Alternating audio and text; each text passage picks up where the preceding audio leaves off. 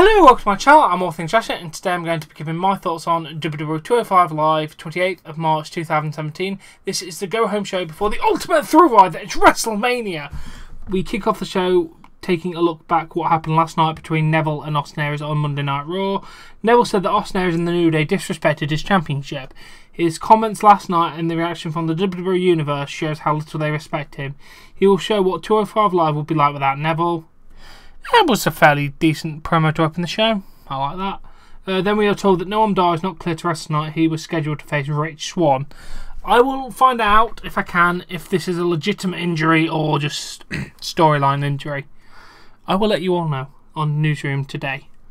We go to our first match, Rich Swann versus Daivari. Swann with a kick and a jumping Rana. Goes up top, sits for Phoenix Splash for the 3 count. It was a good match. I enjoyed it, to be fair.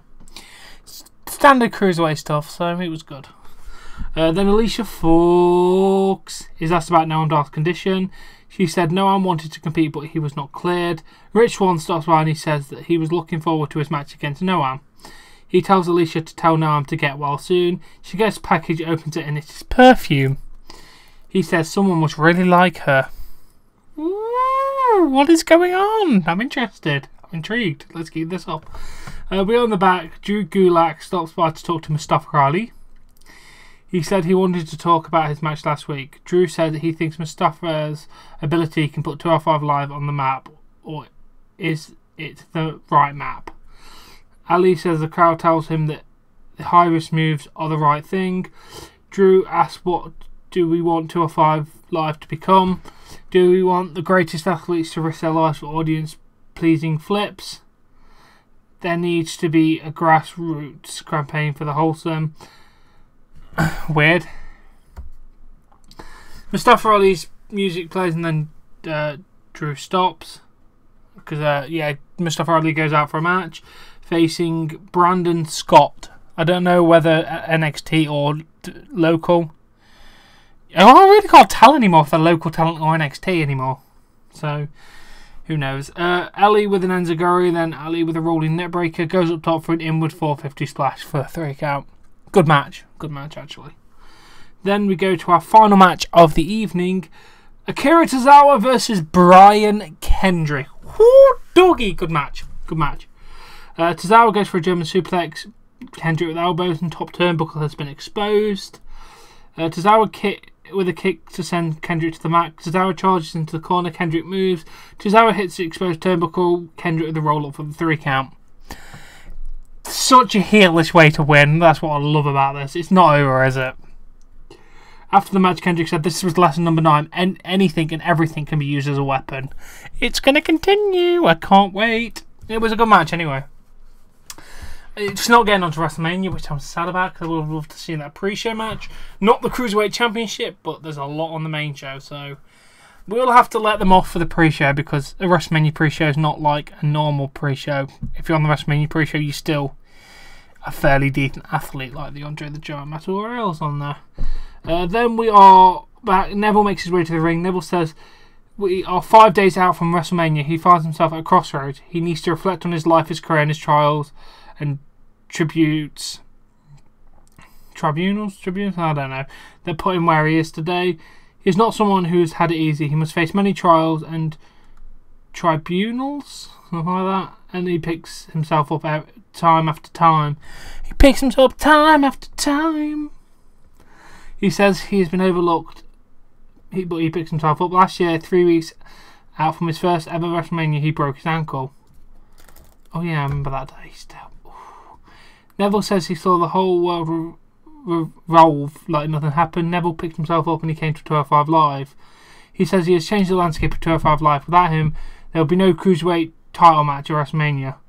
He said you would rather cheer for a commentary clown, an individual who makes cheap jokes at everyone's expense. If that is who you want to dethrone the king of the Cruiserweights, you better be careful what you wish for. We have a package of 205 Live without Neville. It's a blank screen, there's nothing. He says without him, 205 Live is nothing. He says he is 205 Live. Once more, WrestleMania is not about you, Austin Aries, or 205 Live. It's about him having his long overdue moment in the sun.